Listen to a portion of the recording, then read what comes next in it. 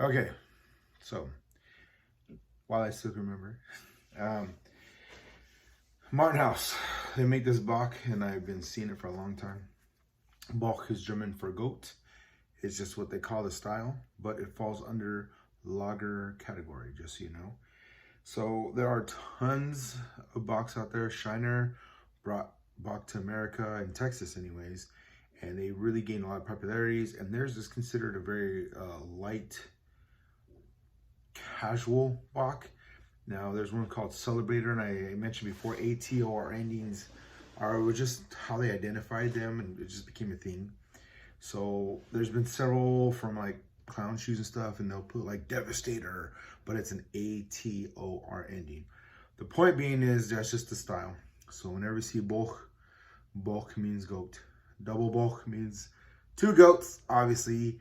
Eisboch is iced, is in the name, but the point of it is they ice the beer. The water will form crystals first, so they scoop it out and they concentrate the bulk beer. So it's still a lager. So for all those people, that's why they, oh, lager's a shit, it's crappy. No, you're literally on the very end of lager because of America. It just was very quick and easy. So capitalism shot that out like a rocket, and it became the major thing. So as you learn lager, Helles, Boch, what else is there? Porter and Pills are all lagers. So the point of that is just so you understand and comprehend before you go, lagers are crap. No, that's such a narrow, you might as well be racist at that point. Just to be honest, like honestly, I don't care who you are, whatever. Just when you're like naming one thing to cover everything, oh, that's all of us. It's like it's very simple-minded. So the point of this is to enlighten you that if you take time to go, okay, I caught this. This covers a large spectrum, and I'm talking about beer. And the beer is to enlighten you, okay, within this style, things fall into that. You really, will truly be like wowed. And when you're wowed, you're gonna learn more. You're gonna learn more. You're gonna learn more. That's the point. The point is I want you to not stop and go, oh, that's all I need to know. Because it's really not. It really is not. It can really stretch and expand.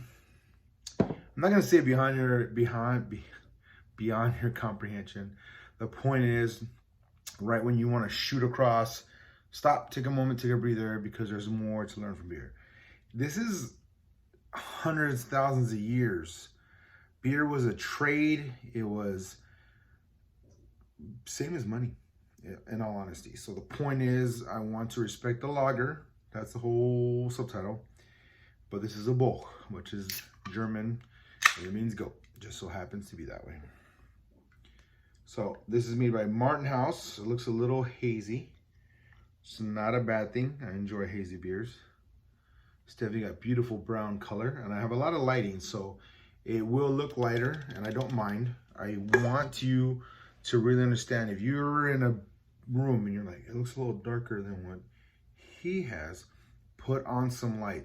Take a moment to put some light on it. It's not to really, I understand light is bad for beer, but when you're really grasping everything about it, I want you to like eyeball it. Just look at it. Smell it. Some people will make fun of me, like, you do it for wine. And you do it for good bourbons, you do it for fine spirits. There's nothing wrong when you're paying a little more to enjoy what you're doing first. Super toasty, marshmallowy almost. Caramel, malty. Malty is the grains, it's gonna be in there. They're darker, they've been treated differently, so they have some toasty caramel notes. It's very light and vibrant, but then that smoky toastiness just kicks in. And it says, hello, how are you doing? Amazing, thank you. Campfire, gorgeous starlight, sweet malted notes at the end, despite the toastiness, because that's what brings out more. You can pull out the sugar, and when you start browning the sugar, you get a secondary wave of sweetness. That's very important. So in the aspect, it's so toasty, so smoky, it reminds you of a stout. It's so light and refreshing at the same time. It's like a porter, but it's not. It's a bock, and the bock is the point. The point is lager, and they put a lot of depth into it, and they're like, no, it's good enough to be a bock. Oh, about a porter, and it's a bock. Enjoy, and that's the point. It's so rich. It's almost in its own way sweet. So sugary sweetness is like very plain. It's very light. It's very aggressive.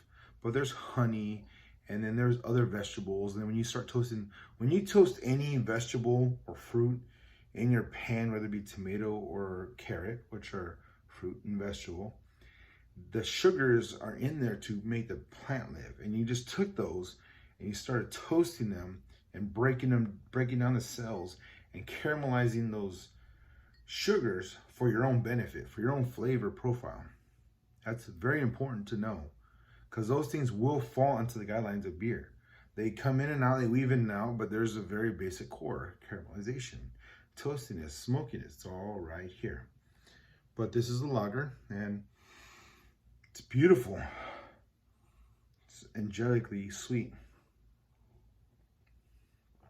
But it's like summer lager and smoky s'mores night combined together. Boom. It's the best I can do. The point is to take these things and not to go, oh, and point fingers. It's like, okay, are these things I have not thought of? Okay, why haven't I thought of this? And it's to help you connect the taste and your smell, because they go together, to your brain to bring back the best description. And it's just unfortunate that beer has such vast profiles that not everyone can agree on it. But wine has very common mainstream profiles, and it's not always true. It's just that's like the way to do it. Like, there was this one, my girlfriend said the guy was intrigued on to see the song Be Professional, but he was like, I know everything, and it's this and that. So what I'm trying to pass on to you is how to break these down.